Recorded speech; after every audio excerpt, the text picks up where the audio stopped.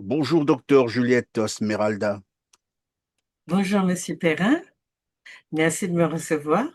Je vous en prie, merci d'être avec nous sur R7. Vous êtes sociologue martiniquaise, indépendante, auteur de plusieurs ouvrages, parmi lesquels Impact du racisme sur l'estime de soi des Africains. Vous semblez également aussi éclairer l'humanité sur la fabrication de l'avatar noir. Je souhaiterais que l'on commence par l'avatar noir.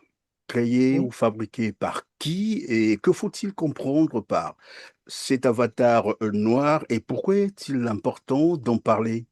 Eh bien, écoutez, en fait, quand on réfléchit vraiment aux problématiques qui traversent notre peuple, quand on entend les gens dire que ils ont appris à l'école leurs ancêtres les Gaulois, que leur continent est, voilà, disloqué, a été découpé comme un gâteau, partagé entre des gens qui n'ont pas demandé ni à nos ancêtres, ni à l'Afrique.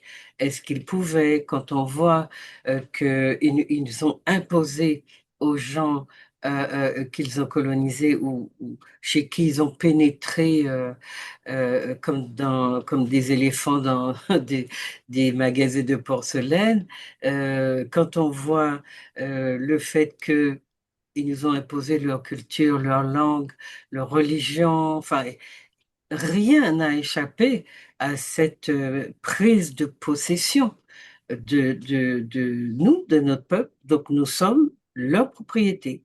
Et le Code noir qui a institué notre peuple déporté en meubles prouve que nous sommes une propriété et dont on dispose comme on veut.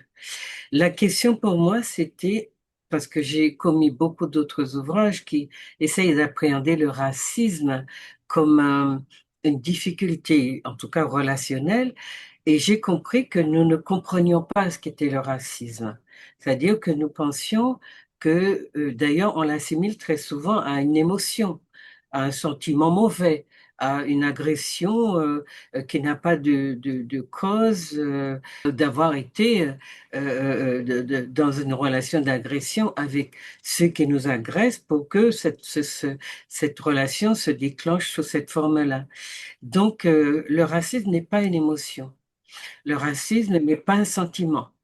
Le racisme est le socle de la civilisation des Occidentaux. Dans leur réalité, ils ont eu besoin si vous voulez, entre eux-mêmes, de s'entre-dévorer pour s'accaparer les ressources disponibles. Et si on a fait un peu de préhistoire, enfin, ils n'ont pas vraiment de préhistoire, mais d'histoire des Occidentaux, on est passé par, enfin, des Européens d'abord, par les Vandales, les Germains, tous ces gens-là qui s'agressaient avec une violence incroyable pour s'accaparer les ressources parce que l'Europe qu'ils ont arraché au peuple noir qui l'occupait, eh bien euh, n'a rien, n'a pas de ressources, n'a pas de, son sous-sol est pauvre et ce qui reste aux gens qui l'habitent, enfin à ceux qui s'en sont déclarés les propriétaires, ce qu'il leur reste, c'est parce qu'ils ont besoin de survivre, c'est d'aller arracher, enfin d'aller prendre chez les autres ce qui leur manque pour leur survie. Mais il se trouve qu'on a affaire à un peuple qui est très particulier. Il sait qu'il n'a pas, il ne demande pas est-ce qu'on peut partager ou est-ce qu'il peut acheter. Il décide qu'il va aller prendre et prendre, c'est piller, voler, arracher avec violence. Et puis, les gens qu'il trouve sur place, eh bien, il faut les écraser tout autant, tant qu'on peut les exterminer, et on en a exterminé vraiment en quantité. Eh bien, bon, ils n'ont pas encore réussi à exterminer tout le groupe, mais ils sont dans cette démarche-là. Mais Donc, pardon, on se... docteur, lorsque vous dites que le racisme est le socle de l'Occident et vous expliquez par le racisme, ben, ils vont chercher les ressources en Afrique, ils prennent en fait, s'il faut, je ne veux pas utiliser les termes Il pour s'accapare, choquer, oui. ils s'accaparent de ces richesses. Est-ce que c'est par le seul fait de ce racisme? Parce qu'aujourd'hui, on parle également du racisme contre les Blancs, c'est-à-dire des Noirs racistes Oui. contre les Blancs. Et à quoi servirait donc le racisme des Noirs contre les Blancs? Non, c'est de la rhétorique. Le racisme est une invention des Blancs pour protéger en fait leur clan. C'est ça que nous devons comprendre. Les gens qui ont racisé la planète, c'est l'argument, on va dire, fatal qu'ils ont trouvé pour justifier le fait qu'ils allaient dépouiller les autres de leurs ressources sans les payer, sans même dans des activités vous voyez, d'échange de, de partage, enfin d'échange de biens, comme ça se fait sur le continent, puisque on est dans vraiment la, une civilisation de l'entraide, voilà. Je te donne, tu me donnes, il me manque, voilà. On est dans ça, mais avec les Occidentaux, ils vont aller chez les peuples qui, eux, ont de quoi survivre, mais ils ont décidé, pour faire s'autoriser de cette posture-là, ils ont décidé qu'ils étaient des hommes supérieurs. Donc, c'est pour ça que je parle du racisme. Les Noirs n'ont jamais inventé, n'ont jamais dit au monde ils ont dit au monde qu'ils sont les premiers, mais ils n'en ont pas fait une histoire criminelle.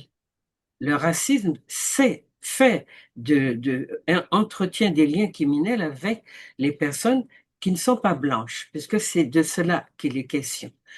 On peut me dire que oui, les Noirs, il y a peut-être de la xénophobie, mais c'est très peu. Très peu. Au contraire, ce qu'on reproche aux Noirs, c'est d'être trop gentil et de l'être d'autant plus avec les Blancs et peut-être plus avec les Blancs qu'avec les leurs propres. Donc non, la question du racisme anti-blanc, on a montré que ce n'est pas un mot, c'est un ensemble, une organisation systémique qui répartit un ensemble de privilèges dont bénéficient les seuls Blancs qui ont inventé ce modèle-là. Et ces privilèges ne sont pas distribués aux Noirs. Au contraire, la catégorie dans laquelle on va placer les Noirs pour analyser leur situation, c'est la catégorie des discriminés, des racisés et des personnes spoliées, puisque vous voyez bien que le continent est vraiment ratiboisé au profit de gens qui ne veulent pas payer, mais qui prennent, parce qu'ils ont décidé que le continent, l'Afrique était à eux.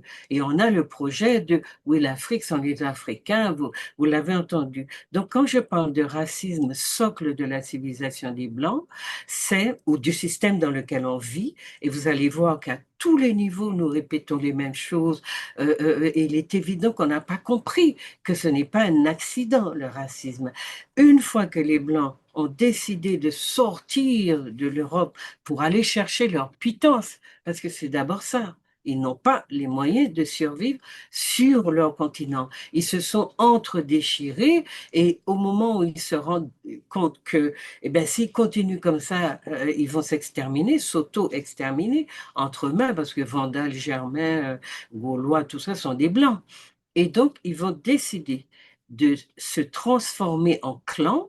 Et si vous allez sur le continent, vous allez voir la présence des Blancs, elle est très organisée. Ils mettent des forts, ils amènent toute une artillerie lourde qui va leur permettre de gagner, parce que l'Afrique, jusqu'au 19e siècle, n'est pas moins forte que l'Europe. C'est l'invention d'un fusil qui a un nom particulier, d'une sorte de mitraillette qui fait que les Blancs vont gagner contre les Noirs, mais c'est une bataille inégale, asymétrique, qui est due à l'usage d'armes plus perfectionnées que celles dont disposaient les Africains. C'est tout.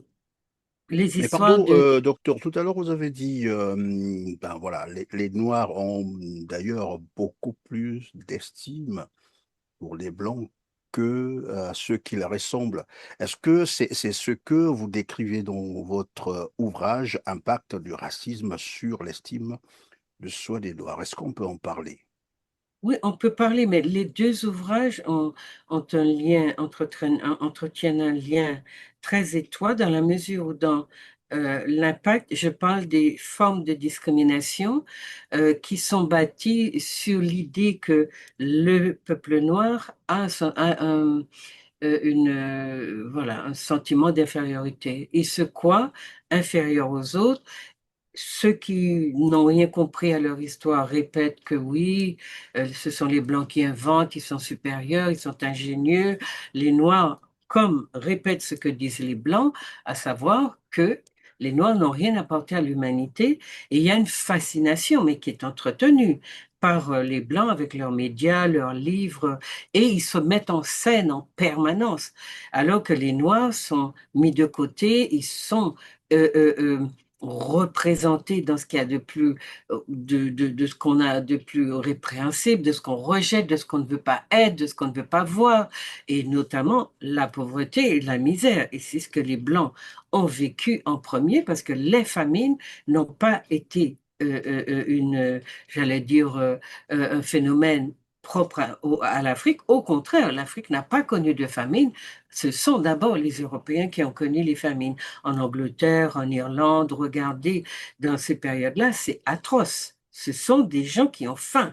Ce sont des gens qui n'ont pas les moyens de se nourrir. Ça n'est pas vrai sur les terres tropicales, etc.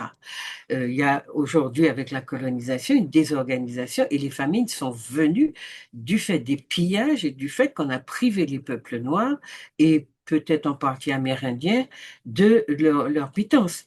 Donc, quand je dis que les Noirs sont plus, on va dire, conciliants avec les Blancs, je dis qu'on leur a appris qu'ils ont un complexe d'infériorité et on s'est basé sur juste du verbiage et de la méchanceté, parce qu'on ne peut pas dire que tout un peuple a un complexe d'infériorité. Dans les peuples, il y a toutes sortes de configurations.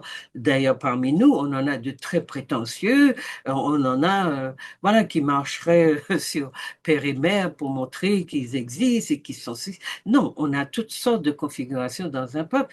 Donc, décréter que le peuple noir a un complexe d'infériorité, que les Noirs se sentent inférieurs, c'est une aberration que j'ai travaillé en montrant comment ce complexe, s'il existe, dans les termes dans lesquels on le fait exister, que ce complexe est construit savamment, mais méthodiquement et vraiment inlassablement alimenté par les Blancs qui ne veulent pas que les Noirs se découvrent potentiellement équivalents ou dans des relations symétriques, parce qu'en réalité, ce que disait Monsieur Emmanuel Todd, c'est que les Blancs n'ont rien inventé, ils ont amélioré l'existant.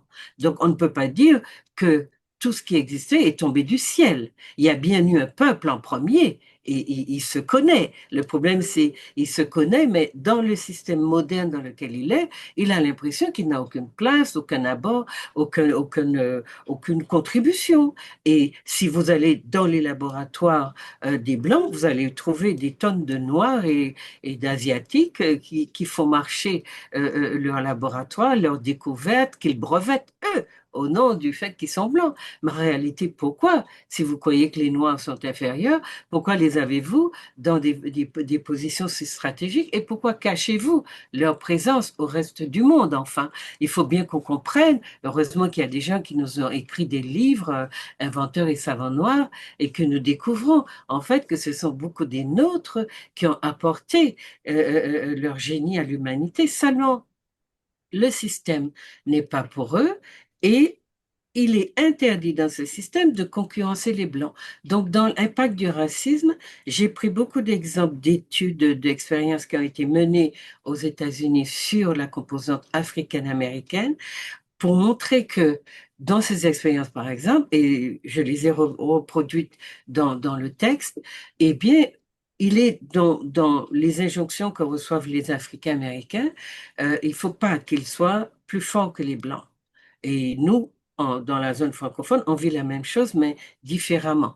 Mais on vit aussi cette injonction de ne pas dépasser le blanc et surtout de ne pas sortir des cadres idéologiques républicains, entre guillemets, qu'il a fixés. Eh bien, dans ces expériences, par exemple, on va mettre ensemble des noirs en face de blancs.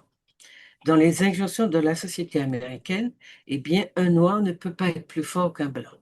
Face aux blancs, dans les expériences, même quand ils ont les compétences, les noirs se font échouer. On enlève les blancs et on met des noirs à la place. Dans le même groupe, la même expérience, eh bien, ils se déchirent, ils se dévorent entre eux parce qu'il faut ils sont dans une compétition acharnée. Donc, toutes les frustrations qu'ils accumulent en étant, en ne pouvant pas se comparer aux blancs, donc se lâcher et montrer leur génie, ils le montrent entre eux. Et c'est ce qui fait dire aux noirs que les noirs ne s'aiment pas ou qu'ils sont jaloux les uns des autres. Non, c'est un système qui est organisé et qui a une explication très objective et très rationnelle.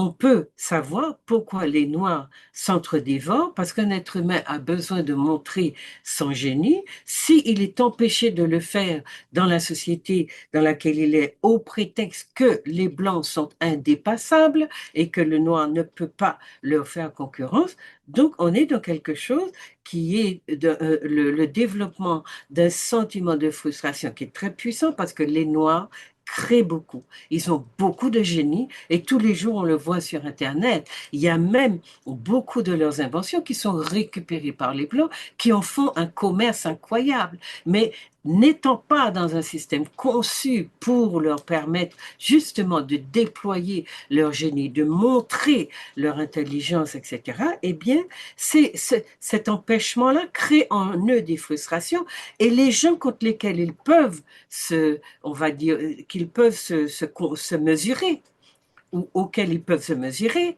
et ou déployer ce besoin qu'on a voilà, d'être compétitif, eh bien, Oui, mais c'est les partons, leurs. docteur. Évidemment, vous disiez tout à l'heure que tout cela est organisé. Bon, il est de notoriété publique. Les mathématiques sont parties de l'Afrique, la culture, la science, Non, tout le non, monde le c'est pas. sait. Et vous évoquez tout à l'heure des inventions des Africains d'ailleurs, qui sont aussi révolutionnaires, hein. Je pense ici au réfrigérateur et même l'informatique, parce que l'ordinateur finalement, au demeurant, c'est un noir qui est à l'origine. Mais qu'est-ce qui a dû favoriser, j'allais dire, les vecteurs de transmission ou de diffusion de cette théorie, de cette idéologie comme quoi le noir serait inférieur? Vous savez, vous avez un groupe humain. Alors, ce qu'il faut qu'on comprenne, c'est qu'ils ont découpé l'Afrique, ils ont déporté une bonne partie de ses enfants. Donc, nous sommes présents dans dans tous les pays du monde, hein, là où on n'a pas fait disparaître la composante noire, comme dans le cas de l'Argentine, mais il y a d'autres pays où les Noirs, par exemple, ils sont cachés dans tout le Moyen-Orient, dans le Maghreb, on ne sait pas pourquoi, il y a plus de noirs que de blancs ou de personnes qui se font passer pour blanches et pourtant on ne voit pas ces gens-là, on ne les voit pas. Même quand ils sont au gouvernement, on est un peu comme dans le modèle français. Oui, ils sont actifs dans les petits lieux cachés pour faire fructifier la culture des Blancs, parce qu'ils n'ont pas de civilisation, mais ils sont cachés, on ne les voit pas. La question, c'est quand on travaille sur cette base-là de réflexion, on a à comprendre que euh, lorsque les Blancs qui arrivent on va dire en meute, on a beaucoup de panélistes qui utilisent le mot, il est très fort, ils disent ils arrivent en meute. Ce que vous comprenez quand vous travaillez vraiment ce sujet-là, parce que je pose la question très souvent aux nôtres, connaissez-vous les Blancs? Comme eux nous connaissent, parce qu'ils ont inventé l'anthropologie, l'ethnologie, les sciences coloniales pour bien nous connaître, mieux nous appréhender et savoir comment nous dominer. Donc la religion fait partie des outils. Vous savez, quand vous prenez le code noir, vous voyez tout ce qui est interdit aux noirs. Et c'est la religion qui amène ça. Pour arriver, si vous voulez, Toutes les religions confondues ou une religion spécifique? Eh ben, comme ils ont enlevé les Noirs aux Noirs leur religion, ben, sont les religions dites révélées ou importées, enfin. Ce qu'il faut comprendre, c'est pourquoi justement cette question raciale vient j'allais dire, se mêler à une question de, justement, économique, de survie pour des gens qui n'ont pas assez de moyens de survie et qui ont besoin d'aller prendre si vous voulez, s'accaparer des richesses des autres. Ce qu'il faut comprendre, c'est qu'en mettant l'accent ou en développant l'idée qu'ils sont un peuple supérieur, un groupe supérieur, et que ceux qu'ils dépouillent sont inférieurs et qui ne méritent donc pas qu'on s'apitoie sur leur sort, que c'est pas la peine de travailler, d'essayer de trouver, bah, oui, de s'apitoyer, de trouver des explications à cette domination. Quand vous attaquez un être humain sur ce qu'il est, c'est-à-dire son apparence, son corps, son physique, quand vous l'attaquez comme ça, vous le rendez complètement, je ne sais pas, impotent, parce que c'est ce que vous êtes, à ce que vous êtes qu'on s'attaque. Et on le fait pourquoi? Parce qu'on sait qu'en développant, parce que les théories raciales et racialistes, elles sont ultra développées par de grands, soi-disant savants, mais il n'y a rien qui soit laissé dans l'ombre. Tout est pris en compte et c'est le corps, le visage, le faciès, les cheveux, la couleur, les traits du visage, les pieds. Regardez Lafka Durand, comment il parle des pieds des Noirs. Regardez comment il fait l'éloge du métis, qui serait plus proche du blanc et pour cela plus civilisable et plus acceptable. Donc vous avez une littérature, mais que j'ai travaillé dans beaucoup d'ouvrages, hein. Vraiment, il y en a un qui vient de sortir qui s'appelle Sociologique. Il y a énormément de textes qui expliquent comment le blanc a regardé le noir et pourquoi il en a fait un objet de détestation. Et comme le noir n'était pas habitué à cette histoire-là, enfin l'Africain ou le Camille, eh bien, ça a été, puisque c'est son corps, votre corps qui médiatise votre présence au monde. Si quelqu'un, surtout qui arrive avec des canons, des fusils, et puis cette violence aussi dans la posture, dans le regard, vous dit que non seulement votre terre lui appartient, mais que en plus, vous ne tenez pas la route parce que vous n'avez rien qui nous permette de dire que vous êtes un être humain. Au contraire, en vous transformant en meuble dans le code noir, on vous dit bien la représentation qu'on a du noir, un meuble. Et les Africains qui restent sur le continent et qui sont soumis au code de l'indigénat, on en fait des sujets, mais des sujets qui sont chez eux, mais à qui on enlève toute idée de possession de chez eux. Donc aucun esprit patriotique, rien. Donc quand on s'attaque à ce que vous êtes essentiellement, et qu'on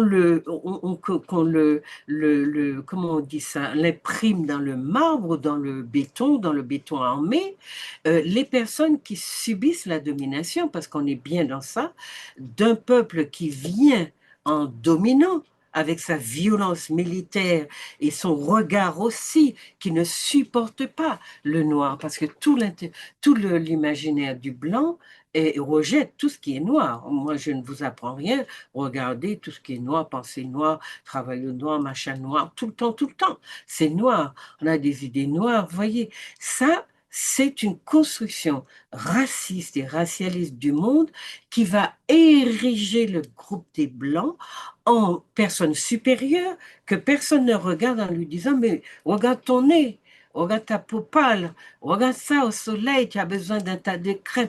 Personne ne lui dit ça. Personne ne lui renvoie ses insuffisances aussi physiques. Je veux dire, c'est pas par hasard que les femmes blanches se font rebondir les fesses, que les studios de sport sont remplis de personnes qui travaillent à la musculature fessière, que les bouches grossissent, enfin, les traits qu'ils trouvent enviables chez les Noirs, ils se les approprient et ils n'ont pas de problème avec ça. Mais tout ce qu'ils trouvent pas bien, enfin dans leur vision, eh bien, ils les sacrifient sur l'autel de leurs prétentions. Donc le clan blanc, et je dis clan parce que c'est comme ceux-là qui sont allés en fonction de leurs intérêts, des querelles qui ravageaient leur rang, ils vont chez les autres qui ont de la matière, de la ressource, etc. Ils les érigent en monstres et ils disent, mais un monstre, ça ne se fait pas de pitié. Et en plus, ils les attaquent sur vraiment ce qu'ils sont, leur apparence, leur être au monde, leur présence, etc. Et c'est la seule façon que les Blancs ont trouvé de rester et de se positionner en groupe dominant parmi les Noirs. Parce que la question de la race, on n'en sort pas. Et c'est bien pour ça qu'ils ont figé les Noirs dans une vision d'eux-mêmes qui est insupportable. Combien de Noirs, non seulement vont faire des marches et remplissent les cabinets des ceux qui font la chirurgie esthétique, ou, oui, et les couleurs, les défrisants, tout ça, c'est tout ce que mon travail a amené. Cette réflexion immense qui m'a vraiment stupéfaite de savoir que les gens souffraient tellement d'avoir les cheveux qu'ils avaient. Parce que moi, quand j'ai commencé ces travaux-là, j'étais pas dans oui, le cheveu noir, un problème. Je connaissais pas ça et je ne savais pas, mais je savais que j'étais engagée, je voulais que mon peuple se libère de la domination. Et je me suis dit, si un peuple ne supporte pas son corps, son cheveu, qu'il est toujours en train de passer tout son temps et tout son argent à s'améliorer, à quel moment nous allons entreprendre cette activité importante qui est celle de nous sortir de la domination. C'était ça mon propos. Après, quand les gens se sont accaparés des problématiques autour du cheveu, du corps, de l'éclaircissement de la peau, etc., moi, on m'a emmené dans un autre monde, un monde parallèle qui ne m'intéresse pas d'ailleurs de fréquenter. Moi, je veux savoir pourquoi nos femmes ont disparu des écrans, pourquoi elles ne s'occupent pas de leurs enfants comme il faut, pourquoi elles ont des ongles qui rappellent des griffes. Et je vois que dans l'imaginaire du blanc, la femme noire est agressive et qu'elle est ci, qu'elle est ça. Et en lui donnant des griffes, et elle est toujours avec les mains comme ça, on voit bien qu'on l'a construit dans un format qui est qu'elle est toujours ridicule. C'est un sociologue français, Jean Baudrillard, qui a écrit Carnaval et Cannibale. Et quand vous voyez comment Baudrillard décrit ce que les Blancs ont fait de nous en termes de carnaval, vous êtes effrayé, mais c'est surtout, y a plus de place pour la honte, quoi. Non, les Blancs détruisent cela qu'ils savent être forts, ils les savent forts, parce qu'ils ne les auraient pas utilisés. Ils ont fait les guerres pour eux, parce qu'ils ne savent pas faire les guerres tout seuls. Ils sont dans leur labo pour les enrichir. C'est grâce aux nègres qu'ils vivent leur vie de pacha.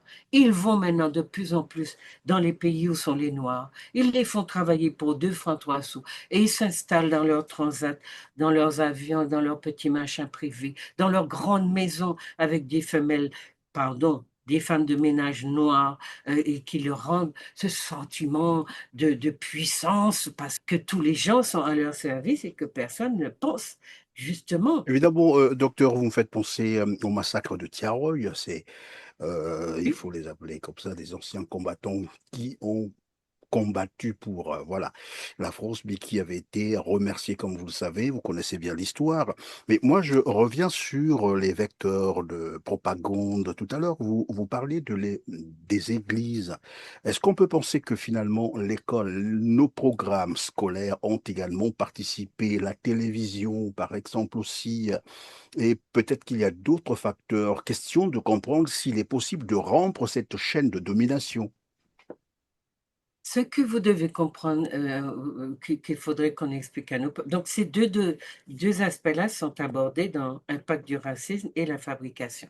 Le rôle de l'école, le rôle de la religion, et le formatage, parce que ce que j'ai découvert dans mes recherches, c'est qu'il n'y a rien, puisque vous savez que les supports scolaires, les manuels, sont fabriqués par les Blancs. Depuis à l'époque des indépendances, vous avez de grandes maisons d'édition françaises qui ont dit aux sociétés, aux pays africains qui se libèrent, enfin, entre guillemets, devenaient indépendants, que voilà, il faut laisser les Français établir, créer les supports scolaires, etc. Et donc, dans les manuels, vous n'avez rien qui apprennent aux Africains à être Africains. Ils connaissent pas leur histoire, ils ne savent rien. Et les jeunes générations, c'est une hécatombe. Ils ne savent rien d'eux parce que dans les manuels, on leur apprend, même comme nous, les ancêtres, les Gaulois, sous des formes un petit peu différentes, mais ils ne savent rien de leur histoire, ni de leur... ils ne peuvent pas se rattacher dans une continuité historique. Et ce que j'ai découvert et qui m'a fait commencer à travailler sur l'idée du patriotisme, c'est que dans tous les blancs, dans tous les rapports des blancs à l'environnement, à la nature, il y a une sorte de développement du sentiment de propriété et de propriétaire chez les petits blancs. Par exemple, regardez certaines images de leurs livres, vous voyez un globe et vous voyez deux, il y a toujours un couple, hein, ce qui n'est jamais vrai pour les Noirs, deux enfants, un garçon et une fille. Alors, je ne sais pas, avec les délires dans lesquels on est actuellement, est-ce qu'ils mettront aussi deux garçons ou deux filles, peu importe. Ce qu'il y a, c'est que vous voyez les enfants comme ça, ce sont des images très fortes et donc qui dominent le globe, ils sont chez eux. Et on leur demande, qu'est-ce que tu veux faire? Ah, je vais m'occuper des éléphants. Tu n'as pas d'éléphants chez toi, mais tu veux t'occuper d'éléphants. Tu aimes les zoos, mais tu n'as pas de zoo de tous ces animaux que tu veux avoir. Donc, il y a vraiment la construction chez le petit blanc.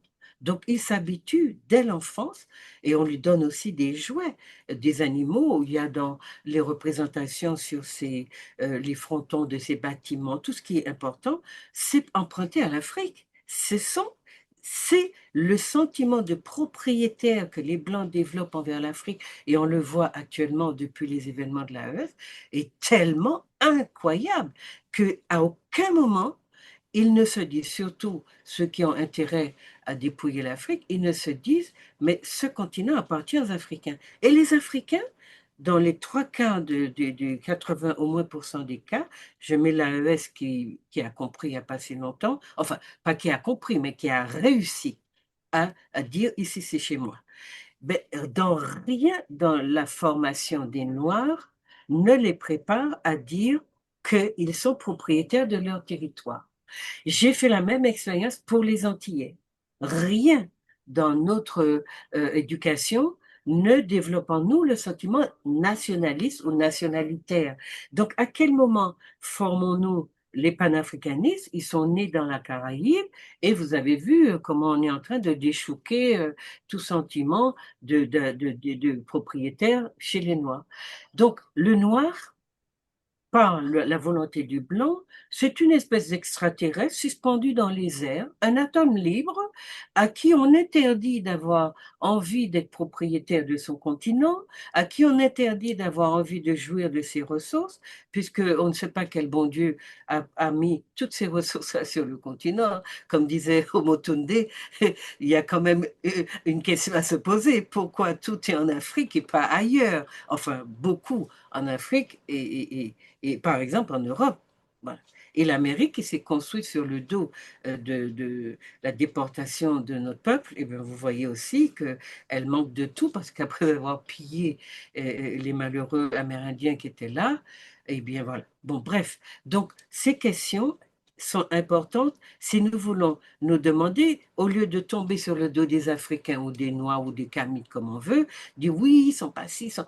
mais c'est pas la socialisation, donc c'est mon domaine, je suis sociologue, c'est par la socialisation qu'on apprend ou qu'on sème chez l'enfant déjà le germe de ce qu'il va devenir après. Donc si dans la socialisation, l'école, les crèches, les médias, les pères, les centres de vacances, tout ce que vous voulez, on apprend à l'enfant à être un petit blanc, c'est-à-dire pas de couleur, mais dans sa vision du monde, dans sa manière, et l'enfant même qui voit que tout ce qu'on lui apprend, eh bien, ça appartient au monde blanc, eh bien, il va vouloir être blanc aussi de peau. Les deux sont liés, puisque tout mon modèle, toutes mes références, c'est tout ce qu'on met en valeur, tout ce qui est important, qui est privilégié, qui monte dans l'échelle sociale, qui n'a pas de plafond de verre au-dessus de la tête, tout ça c'est blanc. Mais beaucoup de jeunes disent, mais moi aussi je veux être blanc. Mais c'est pas l'idée de la blancheur ne vient pas du fait que d'emblée ils se disent, je ne suis pas bien et je rejette ça.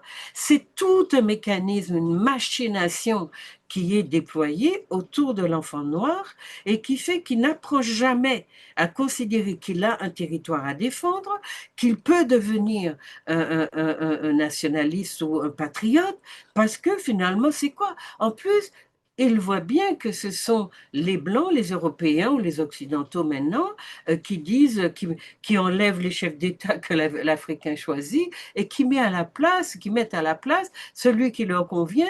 Et quand il ne leur convient pas, soit ils le trucident, soit ils le font disparaître de la circulation. Ben, écoutez, beaucoup de nos chefs d'État sont des poltrons aussi parce qu'ils ont vu ce qui attend ceux qui osent dire non, voilà. Il faut dire oui, Bon, surtout, voilà. vous êtes en train de dire, docteur, que l'imposition de ces chefs d'État, encore si on peut le leur accorder, mais beaucoup plus des valets hein, de l'impérialisme, c'est aussi là un des vecteurs de, disons, la continuation de ce que vous appelez tout à l'heure le Code noir, c'est ça? Ou, Oui. On est dans le Code noir pour nous, dans les Amériques et Caraïbes, et dans le Code de l'indigénat en Afrique. Le seul pays qui a cassé ce Code de l'indigénat, c'est l'Algérie. Mais l'Algérie l'a fait au moyen d'une guerre, parce que l'Algérie était en tant que pays qui fait partie du continent, même si tout son peuple ne se considère pas africain, eh bien, ils font partie de l'Afrique. Et le code de l'indigénat qui régissait la colonie, le lien colonial, les pieds noirs, tous ces gens, ces blancs qui venaient s'installer et qui déchouquaient les originaires de ces pays-là, de leur, enfin, originaires euh, voilà, on va dire par appropriation aussi, puisqu'en Afrique du Sud, on a ce même phénomène, mais l'Algérie, c'est pas l'Afrique du Sud, hein? Bon, l'apartheid, c'est plus complexe, il y a vraiment du racisme, etc., mais c'est des relations à travailler, parce que les peuples arabes qui sont venus s'installer là ont aussi appris qu'ils étaient, de par leur couleur de peau, je ne sais trop quelle autre invention, supérieurs aux Noirs. Maintenant, il y a aussi, il ne faut pas le négliger, beaucoup de jalousie de la part de ces peuples-là contre les Noirs.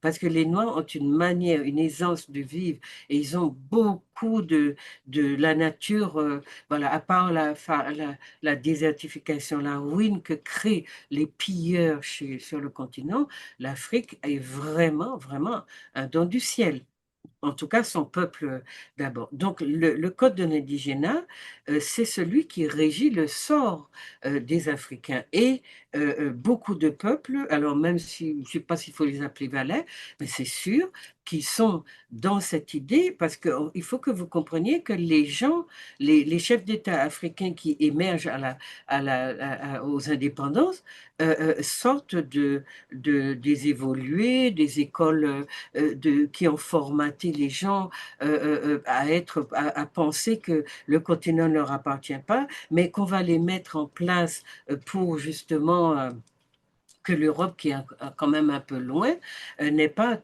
à trop voilà, se casser la tête sur comment dominer ce continent. Donc, on met en place des personnes qui n'ont pas de pratique. Mais c'est quoi l'Afrique après son découpage?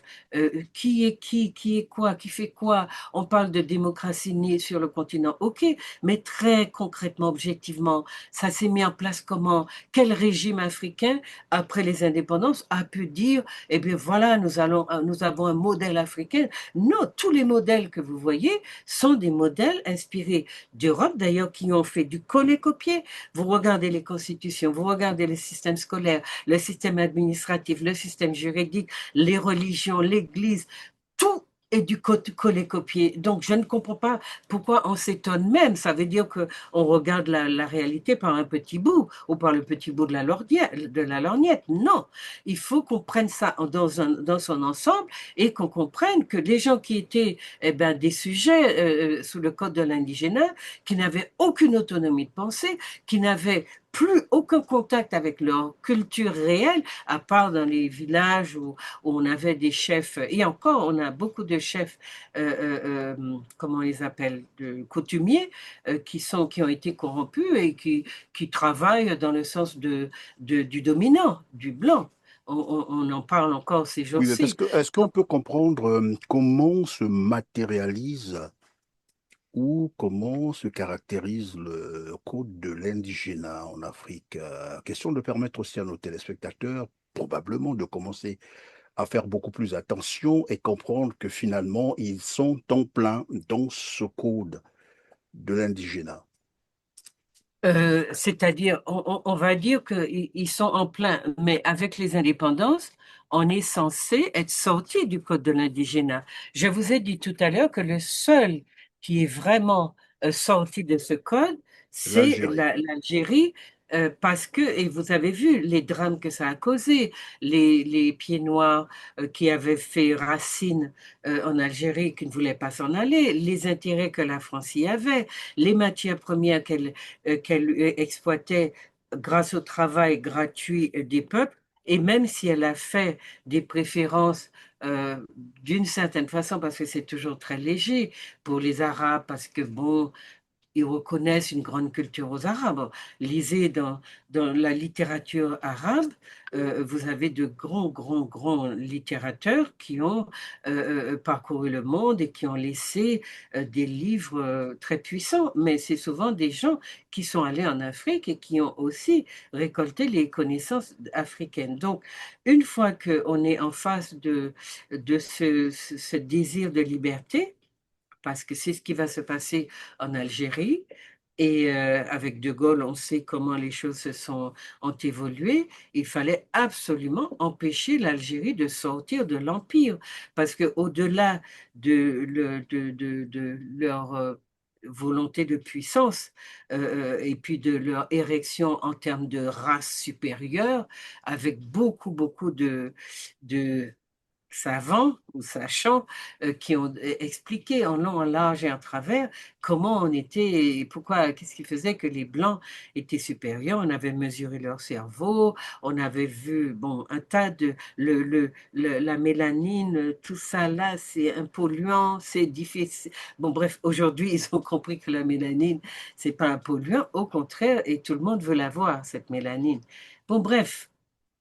Les Blancs arrangent le monde, saisissent des opportunités comme ça les arrange, ils défont le discours, ils détricotent les idées qu'ils avaient tricotées ou les pays qu'ils avaient détricotés, ils retricotent pour bénéficier des choses du moment, des intérêts du moment, et c'est une manière de penser qui est absolument, qui vous rend fou ou folle. Vous voyez? Donc, ce que je voulais vous dire, le seul qui soit sorti du code de l'indigénat, en défendant sa liberté, c'est l'Algérie, ou la seule. Parce que l'Algérie a mené une guerre contre le dominant. Et cette guerre a causé au moins 1 million de morts. Et cette guerre a fait que beaucoup de gens qui avaient pris possession du continent, ou en tout cas du continent, oui, et de cette partie qui voulait échapper aux Européens, ou aux Français en particulier, eh bien, s'est libéré de cette façon-là. La seule façon qu'il y Donc, en avait, dehors de l'Algérie, il n'y a pas un autre pays qui est sorti de... bon, on a Sékou Touré qui a fait avec la monnaie, mais il n'a pas fait, il n'était pas suivi. Aujourd'hui, vous avez 3 pays de l'AES qui essayent de sortir, mais regardez, quels autres pays, il y a 54 pays sur le continent.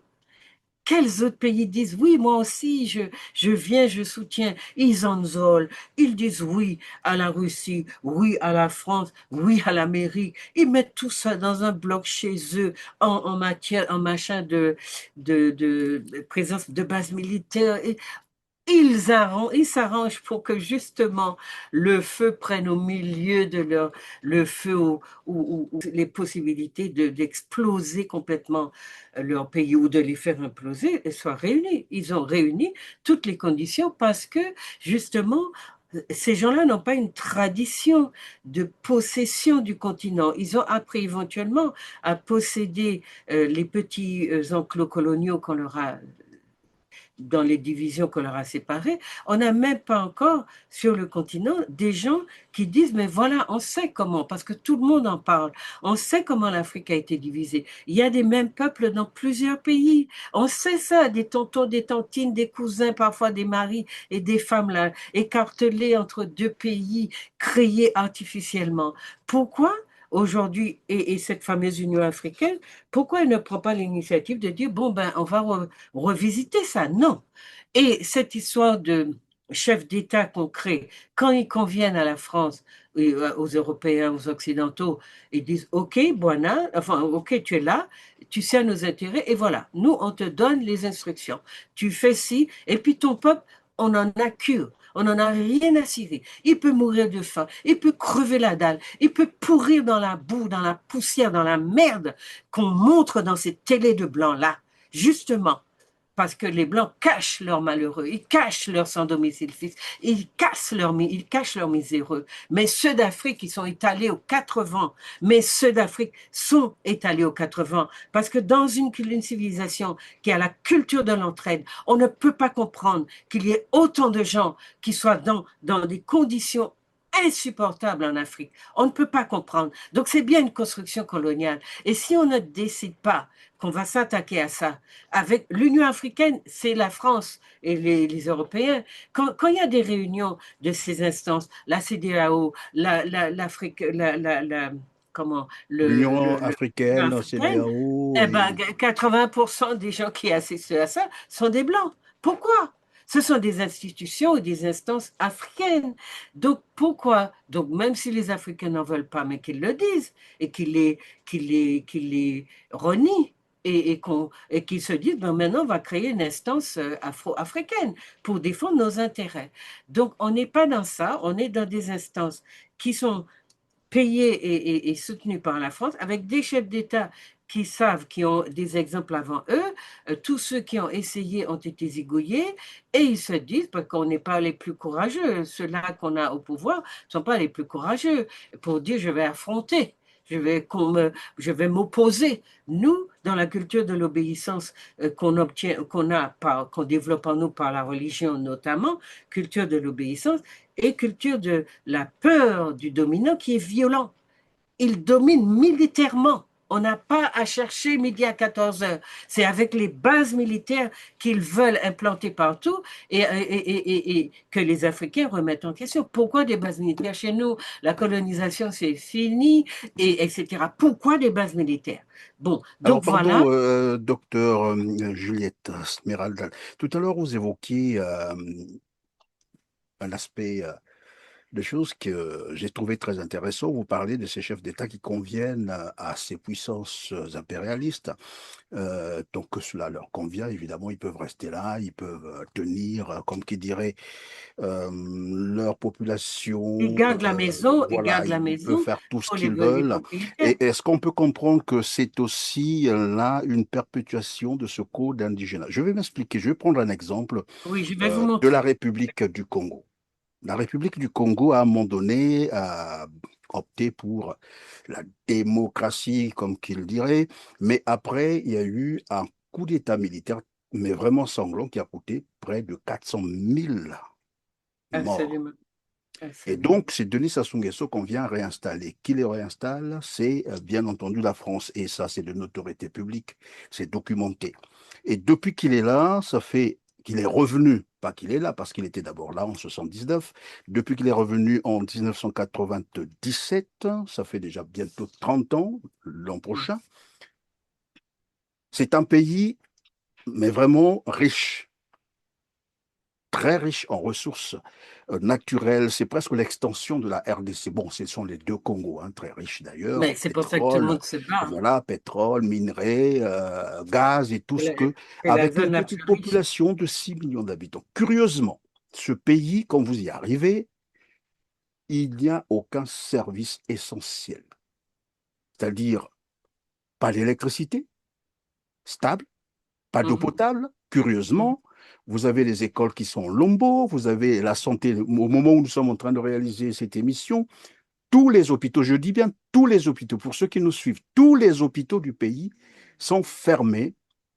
Le personnel est en grève pour revendiquer des salaires. Et c'est des dizaines de mois d'arriérés de salaire. Mhm.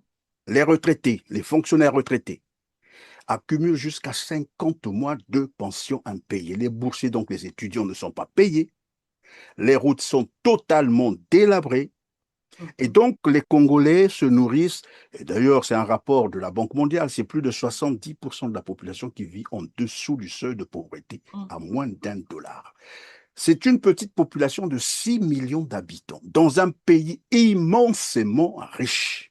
Mhm. Et évidemment, on se posait la question de savoir comment un régime, c'est vrai, installé par des puissances impérialistes, mais à quel point ce régime tient cette population dans la précarité et c'est apparemment c'est voulu. Et quand je suis en train de vous suivre, je commence à comprendre un certain nombre de choses. Et c'est là où je disais donc, en fait, la perpétuation de ce code noir se matérialise désormais par ces chefs d'État qu'on impose Oui, par des coups d'État militaires.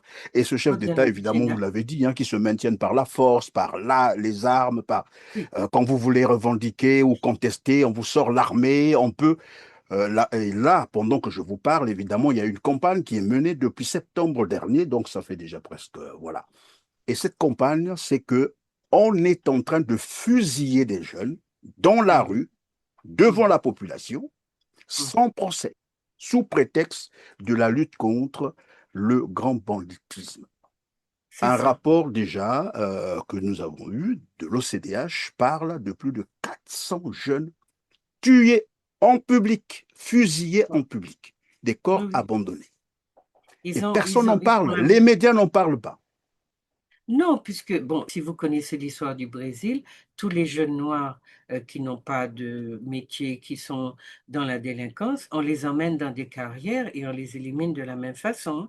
Là, c'est juste pour faire l'exemple. Mais quand vous regardez bien, vous voyez qu'il y a beaucoup de méthodes et de techniques qui sont empruntées à l'Occident et qui sont appliquées sur place. Et dire que c'est l'enfant, le jeune qu'il faut exterminer, alors que c'est la société qui a échoué à faire l'éducation de ces enfants, vous comprenez bien. Mais ce que je vous ai dit tout à l'heure, c'est que quand les Occidentaux pénètrent et mettent en place des chefs d'État, etc., il leur dit, ton peuple, on n'en a rien à foutre. C'est de entre nous deux. C'est pour ça qu'il n'y a eu que des relations entre l'élite politique, enfin celle qu'on a placée là, et les États étrangers occidentaux. Rien entre le peuple et les élites. Il n'y a pas de relation construite. Et c'est pour cela que les gens, les peuples de l'AES sont si fiers de leurs élites, enfin de leurs gouvernants, parce qu'ils disent, enfin, en Afrique, on s'occupe de nous. Jamais, jamais dans le système colonial, il n'a été question que les chefs d'État se préoccupent de la situation du peuple.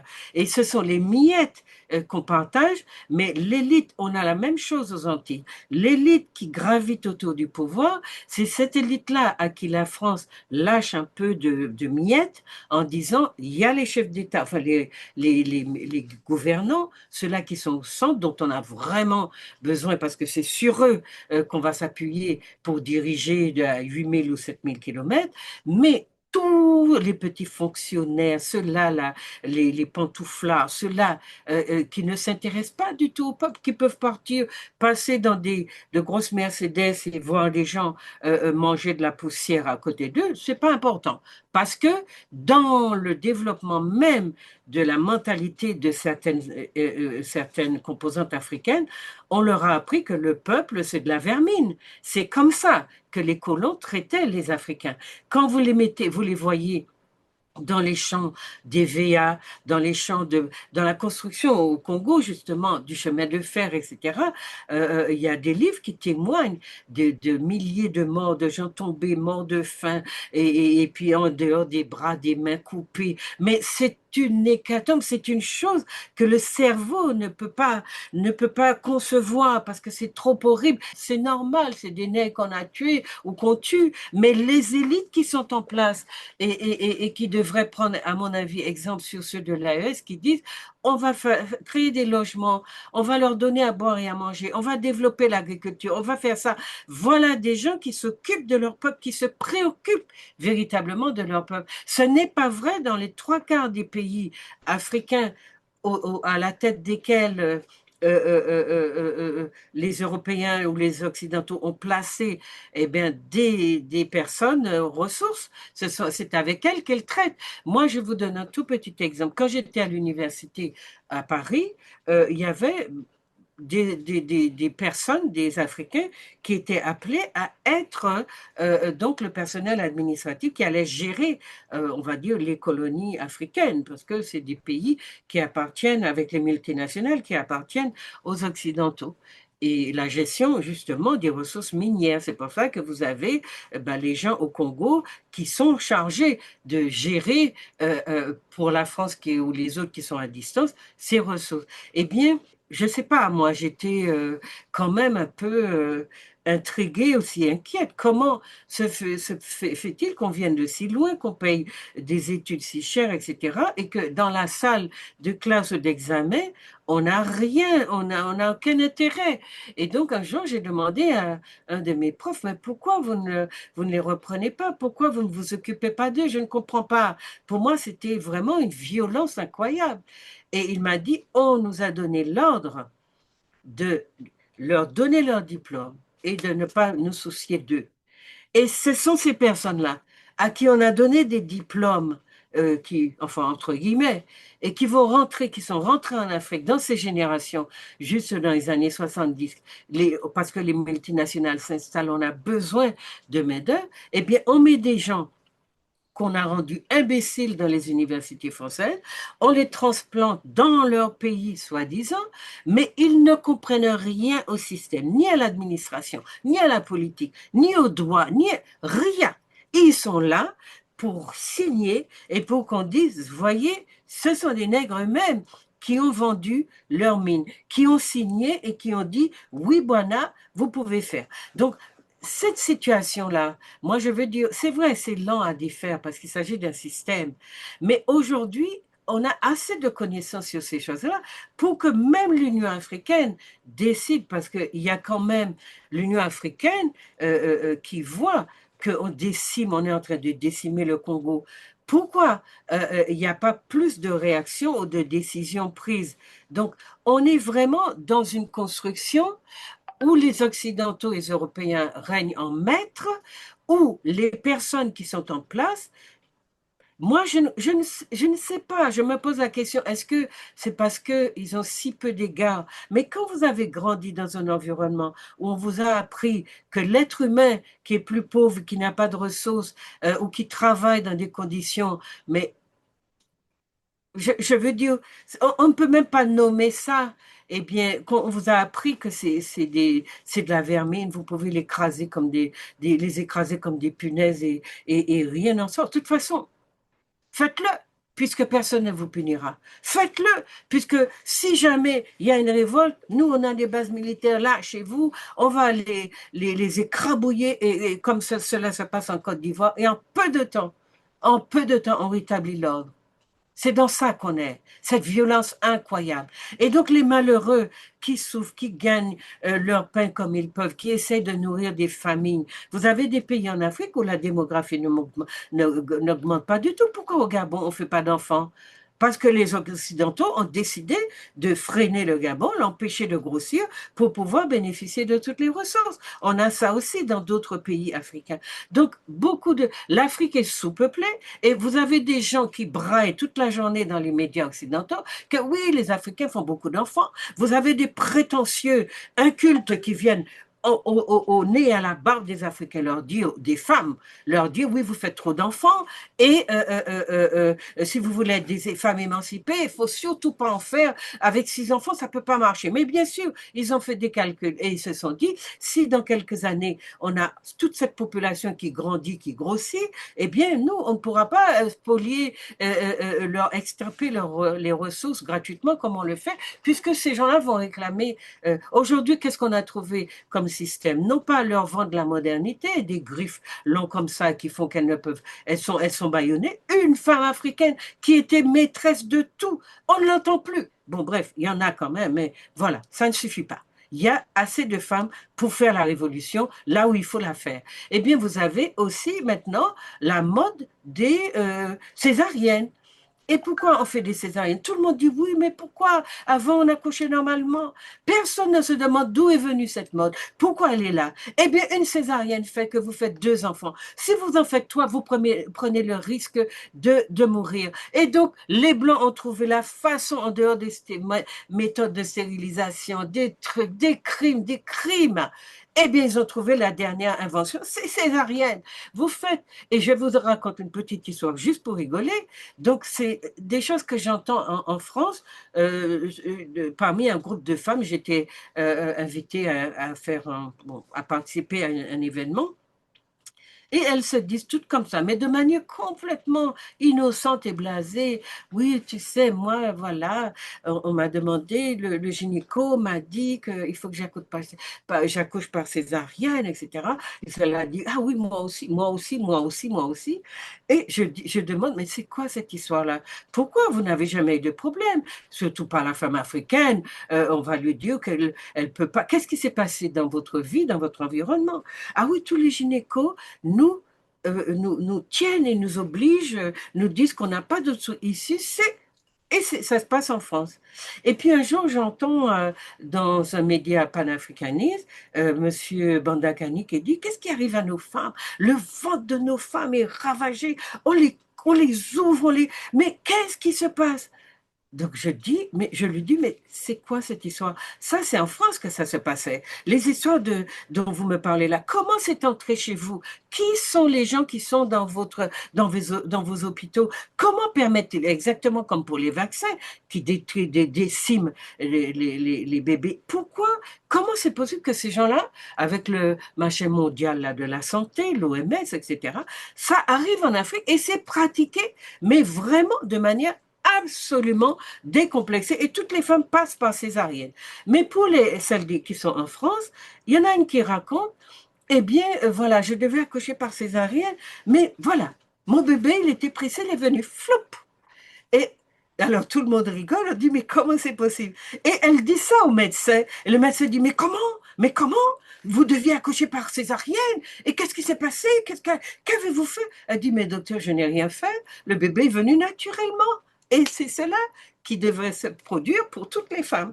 Donc voilà, il y a bien un plan contre la femme noire pour l'empêcher d'enfanter. Et non seulement, je peux vous dire, ici en Martinique, si vous saviez le nombre de femmes en souffrance, le nombre de couples qui n'ont pas pu avoir d'enfants, qu'est-ce qu'on nous a fait depuis les années 60? Stérilisation forcée, utérus enlevé sans que les femmes sachent. Lisez le livre de, comment elle s'appelle, la réunionnaise, Le ventre des femmes. Non, franchement, franchement.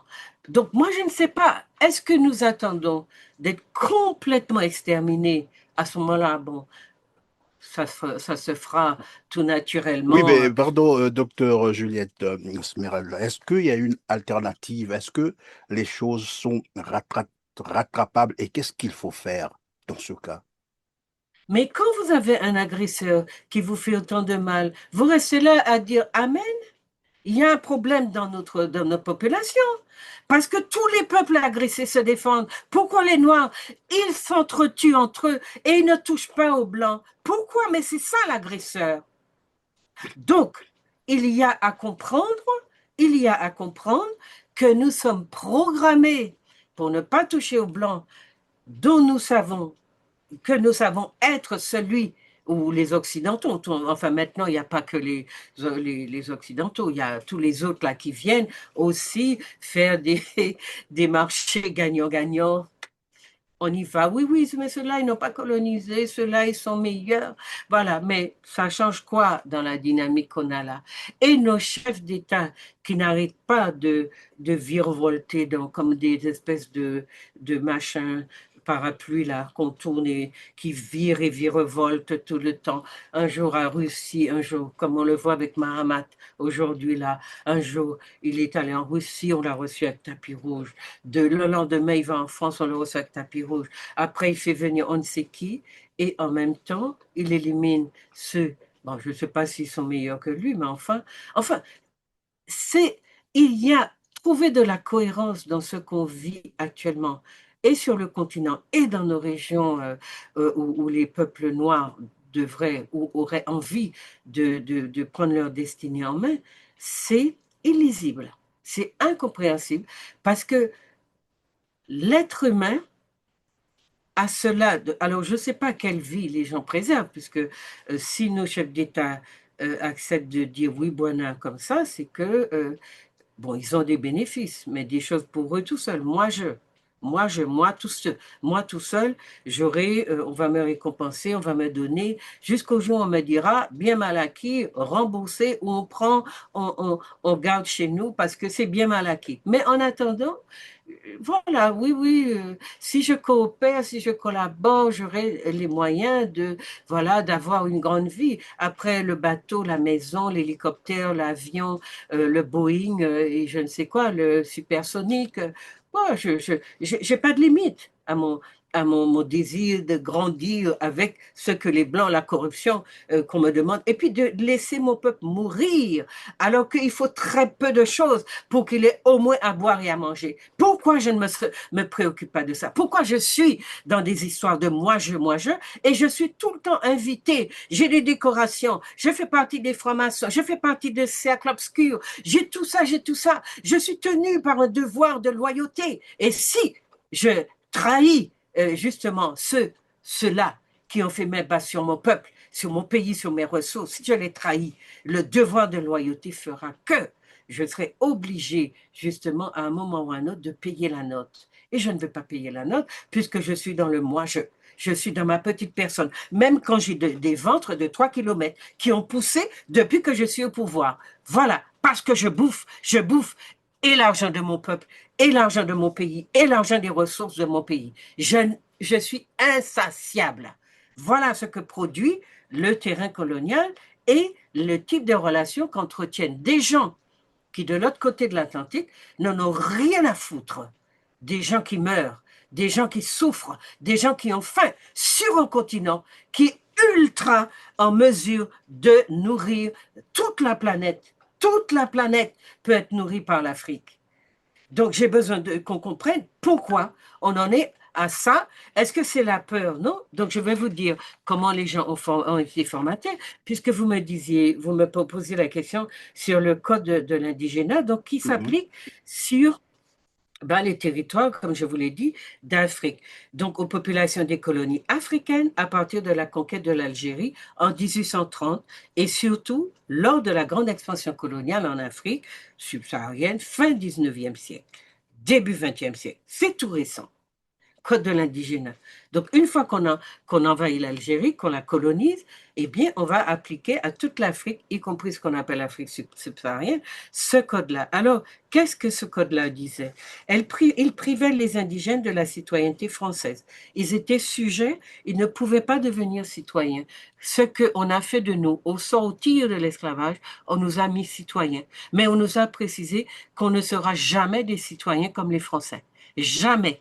Nous sommes des citoyens dont on tire, on extorque, à qui on extorque les ressources puisqu'on paye des impôts, des taxes, on travaille, on fait tout ça, on invente, on a du génie.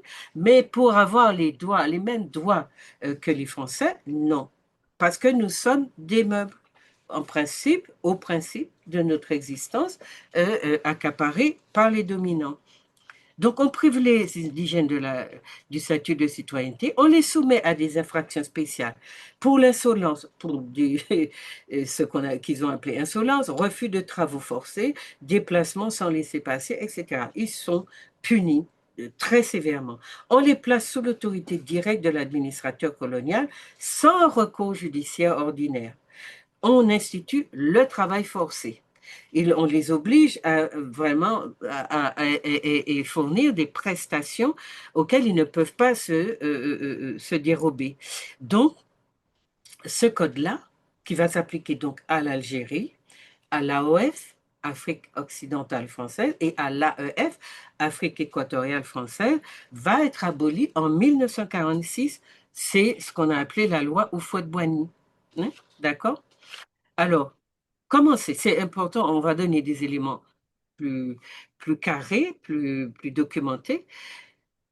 Comment on a construit ce code-là?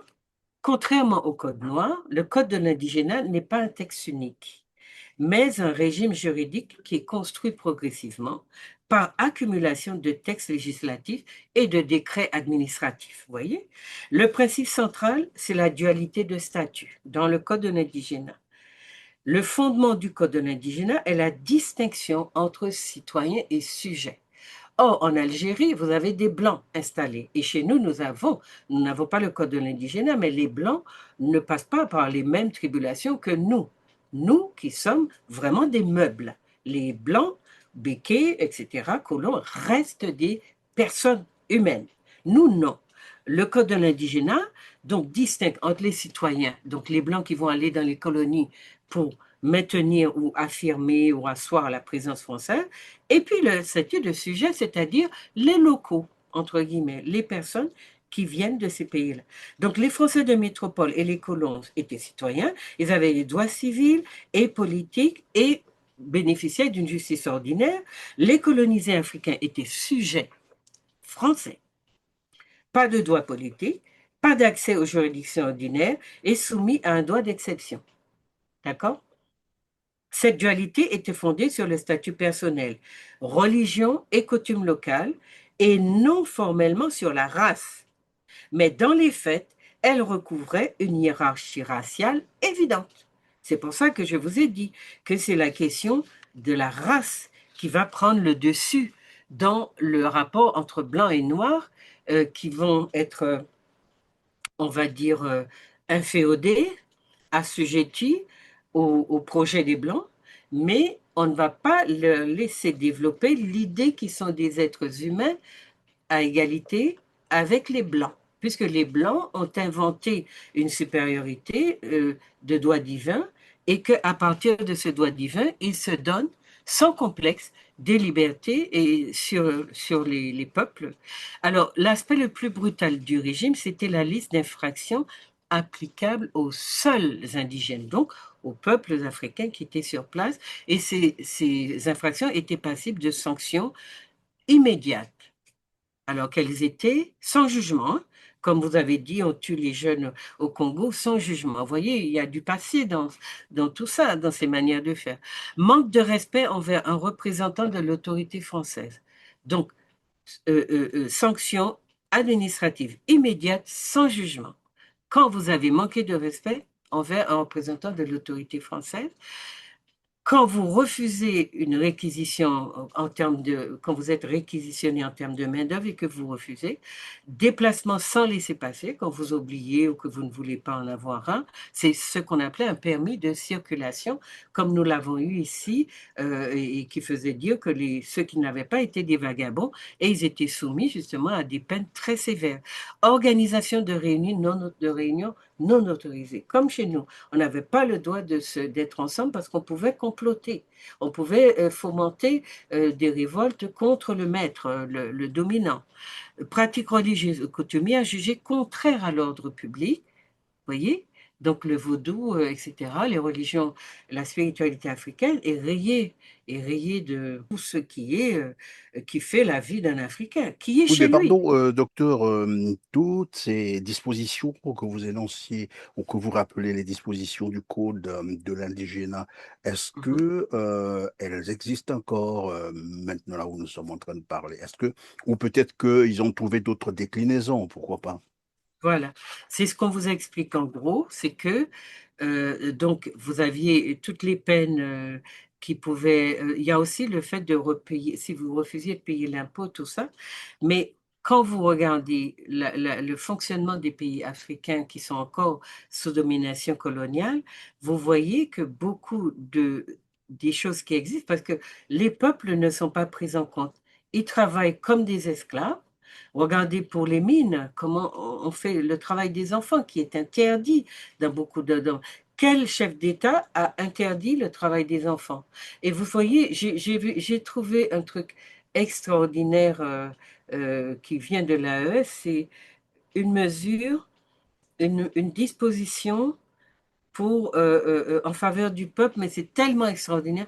Bon, ça ne me revient pas là, mais c'est tellement extraordinaire qu'on dit, mais oui. Et les peuples viennent dire, aujourd'hui, eh bien, notre président, il y en a un pour hier, c'était Assimi Goïta, il est le champion de la diaspora parce qu'il s'occupe de son peuple. On voit, les gens disent, hein, on les interroge, on voit qu'il s'occupe de son peuple, qu'il a le souci de nous et que, voilà, on veut oui, c'était une mesure comme ça qu'il vient de prendre. Il a fait rentrer des milliers de, de Maliens qui étaient en difficulté en Europe ou qui étaient peut-être aussi dans le désert ou ailleurs, et les a fait revenir et les a nourris. Ça a coûté des milliards de francs CFA. Il leur a donné le gîte et le couvert et peut-être plus pour ceux qui ont les moyens de travailler, etc. Et les gens vous disent, aujourd'hui, nous avons décidé d'élever notre président comment on dit ça?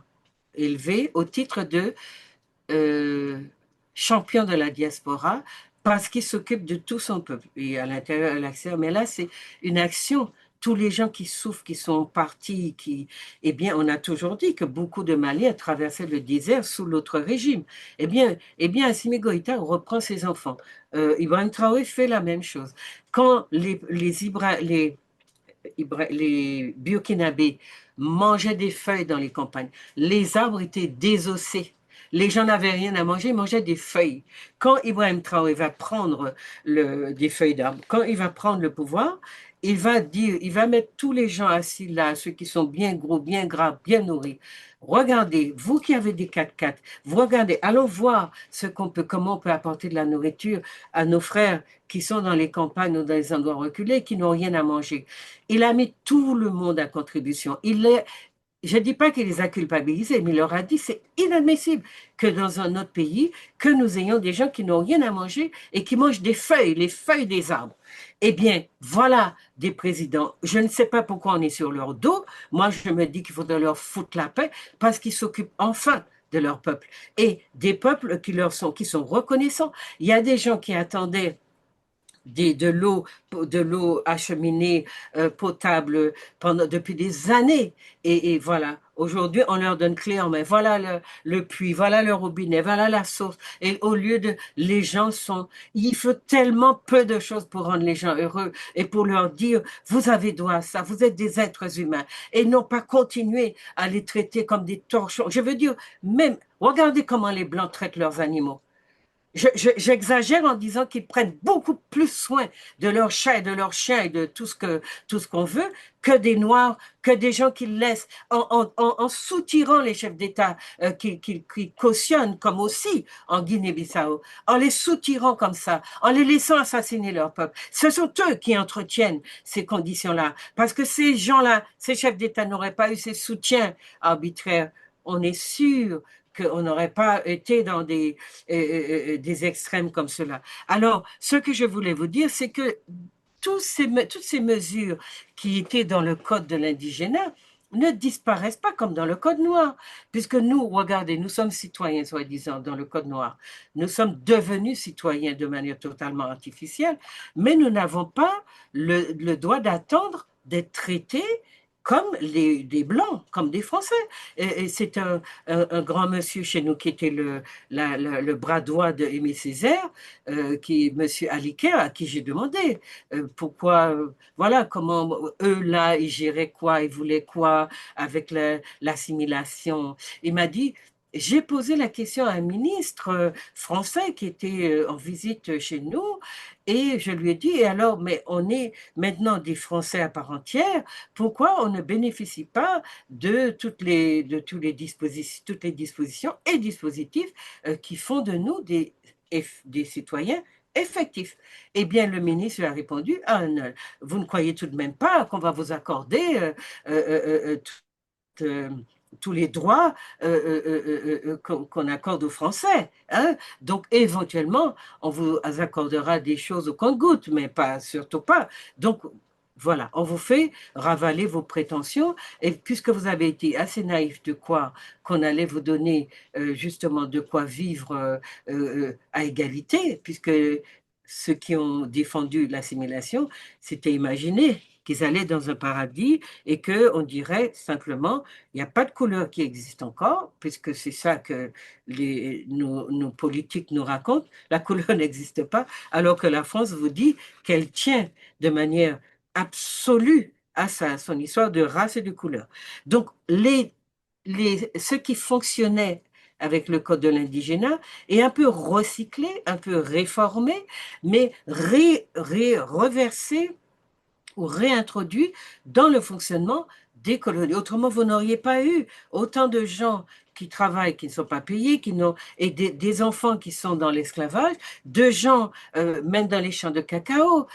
Écoutez, si le code de l'indigénat, parce que ce qu'on vous a dit aujourd'hui, c'est que vous devez produire pour la colonie, vous devez produire le travail forcé. Quand on vient piller votre champ de cacao, vous travaillez comme un criminel pendant je ne sais combien de temps. On prend votre cacao et on vous dit qu'on va l'amener ailleurs pour le... Et les gens qui se font du 1000% sur votre cacao vous laissent là à crever de faim parce que vous n'avez pas assez de ressources pour envoyer vos enfants à l'école, parce que vous trimez, mais vraiment matin, midi et soir, et que vous ne voyez pas les retombées de votre travail. Et aujourd'hui, vous avez des osios qui vous disent, oui, oui, oui, on se met ensemble pour garder la fabrication du cacao chez nous, enfin, je sais plus, la transformation. Mais qui occupe les rênes de cette transformation? Les enfants de Madame Ouattara ou je ne sais qui. Enfin, vous voyez, on est vraiment dans quelque chose de... On ne comprend pas. C'est vrai qu'il y a des atavismes, c'est vrai qu'il y a des lenteurs, c'est vrai. Mais là, on va dire trop, c'est trop. Il y a quelque chose à faire bouger. Et on le fait bouger comment? Eh bien, moi, je suis en train de travailler sur un autre ouvrage, justement. Est-ce qu'une colonie, c'est une société? Puisque voilà les codes sur lesquels on va structurer, à partir desquels on va structurer les régimes politiques de ces pays-là. Eh bien, ce que les colonisateurs ont fait, c'est de souder le colonisé à leur système. Donc, on est au relais de ce système et on a des routines désormais. Donc, les choses qu'on aurait dû rejeter, eh bien, comme on est habitué à les vivre, enfin, aller à l'école, j'entends les gens parler de l'école, des livres qu'ils ont achetés, je me dis, mon Dieu, il y a des gens qui ont des diplômes de psychologue, je me dis, mon Dieu, qu'est-ce qu'ils vont raconter aux gens? Mais je les entends parler de psychologie, de psychiatrie, on détruit notre peuple. Parce que les gens n'ont aucune notion anthropologique de ce qu'ils sont. Donc, on recycle toutes ces manières-là. On les a sous les yeux. Je veux dire, on n'a pas besoin de demander. L'esclavage existe en Afrique, mais pas seulement, c'est vrai. Mais nos femmes qui partent là, qui vont chez les Libanais ou je ne sais quoi, qu'on traite comme des torchons, et encore, je dis, il y a des torchons qui sont mieux traités que ça. Les enfants qui vont mourir dans le désert, les ci, les ça, ceux qui survivent, qui seraient les plus doués, ils atterrissent où? Et ils font quoi? Ils font la vaisselle, ils font les toilettes, ils torchent les fesses des blancs que les blancs ne veulent pas torcher. Évidemment, C'est quoi? docteur Juliette Smeralda, vous me faites penser à ces propos de Jacques Chirac sur cette histoire, le noir. En fait, il faisait allusion au café noir où on achetait un kilo à 50 francs CFA en Côte d'Ivoire et on pouvait aller transformer, revendre et trouver, probablement ça produisait 50 fois plus de bénéfices que le prix d'achat en Côte d'Ivoire. Il y a également ces propos-là où il dit il y a l'argent qui se trouve dans notre porte-monnaie, dans nos porte-monnaies, en grande partie viendrait de l'exploitation de l'Afrique. En tout cas, merci de tout ce développement. Je vais vous laisser les quelques secondes qui nous restent pour conclure, évidemment, cette émission.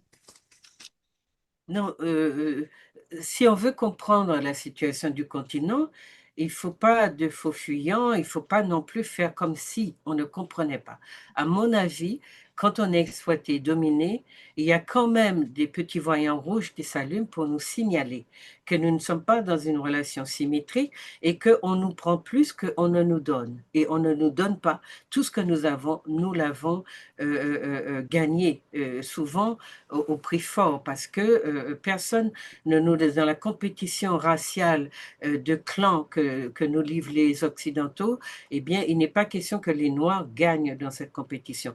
Regardez les misères qu'on fait à Bakayoko, avec des gens la bouche en cœur qui viennent vous dire que le canard enchaîné a sorti des choses sur le malheureux parce que Bakayoko, c'est un nègre qui ne la ferme pas et qui ne dit pas oui, voilà. Il y en a, on en a élu une dizaine là dernièrement. On ne les entend pas. Personne ne s'acharne sur eux parce qu'ils disent oui, voilà, et qu'ils exercent leur métier de maire tranquillement. Bakayoko, c'est un Malien qui plus est. Et un Malien qui était un cadre et qui avait regardé tous les jours. J'écoute, mais vraiment, dans ce qu'on fait à ce monsieur, comment il souffre. Et ce qu'ils veulent, c'est le déchouquer, le sortir de là, parce que le type, il parle, il dit, il défend des valeurs. Et le blanc, ce qu'il aime, c'est le nègre émasculé. C'est l'homme noir contre lequel il s'est toujours acharné. Parce qu'il n'est pas question que dans la maison, il y ait deux malcrabes. Et donc, on émascule celui qui est premier.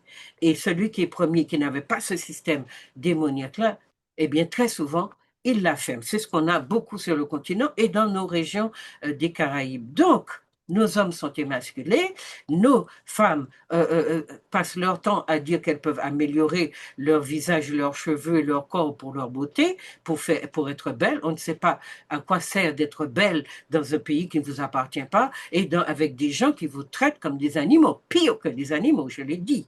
Les chats et les chiens sont mieux traités que nous dans ces civilisations-là. Donc voilà, ce que je peux dire, c'est que mon travail consiste à essayer d'éclairer, de comprendre comment ça a marché, pourquoi c'est devenu comme ça, et qu'est-ce qui fait qu'entre-temps, nous sommes dans des pratiques qui aident le dominant à dominer. Parce que, comme nous n'avons pas inventé les méthodes, les manuels scolaires, les Noirs se battent pour aller dans les universités des Blancs. Qu'est-ce qu'il y a dans leurs universités? Leur modèle, leur système. Donc, on voit qu'on se bat pour avoir une place, vu qu'on est vraiment féru d'intégration. C'est ça notre leitmotiv, c'est ça. Il faut nous intégrer et donc pas faire trop de bruit et donc accepter, puisque les choses sont déjà comme ça, laissez-les aller, laissez-les aller comme elles vont. Et puis nous, eh bien, on va dire raccorder le système occidental qui ne travaille que pour son profit et nous qui ne travaillons que pour l'alimenter. Eh bien, on va laisser ces deux systèmes se raccorder parce que de toute façon, à nos têtes, il y aura quelques gens, quelques personnes, je ne sais pas s'il faut les appeler vendus, mais quelques personnes qui ont des visières et qui ne savent penser qu'à elles toutes seules et qui se disent, eh bien, on dit, il y a une expression chez nous qui est très vulgaire qui dit ça, eh bien, il y a aussi une autre qui dit, qui est un peu plus civique, qui dit, chaque bête à fait qu'a clairé pour Namli. Les petites bêtes à feu, les petites lucioles que vous voyez qui s'allument la nuit tombée, eh ben, elle éclaire pour son âme à elle toute seule. Petite bête à feu. Et c'est cela en quoi on a transformé beaucoup de nos élus. Mais on a vu que quand on veut, on peut. Il y a des gens dans le Sahel qui sont en train de rendre leur peuple heureux. Et regardez comment leur peuple les défendent. Ça veut dire que ceux-là qui ont les rênes de pays qu'ils dirigent pour le profit des Occidentaux, ils pourraient se dire, ben, j'ai peur de mourir parce que oui, on nous trucide quand on n'obéit pas, mais bon, j'aurai mon peuple pour me protéger. Bon, on peut toujours espérer qu'ils se diront ça. Voilà. Merci, docteur Juliette Smeralda, d'avoir été avec nous sur R7, surtout de nous avoir évidemment partagé cette expérience, ces informations qui sont capitales, évidemment, pour essayer un peu voilà, de libérer Merci à vous. l'Afrique, de ce qu'on dirait. Nous Grand libérer, merci. nous libérer d'abord, oui. Je vous en prie. Merci beaucoup, mesdames, messieurs. C'est la fin de cette émission. Merci de nous avoir accompagnés. Et donc, les petits gestes, hein, c'est de cliquer sur le petit pouce en l'air juste en bas de la vidéo. Partagez cette émission autour de vous, s'il vous plaît. Aidez-nous, voilà, à atteindre un plus grand nombre de téléspectateurs et à parfaire aussi notre référencement sur les réseaux que nous utilisons. Et dites-nous en commentaire ce que vous pensez des sujets qui ont été abordés au cours de cette émission. Merci et à très bientôt.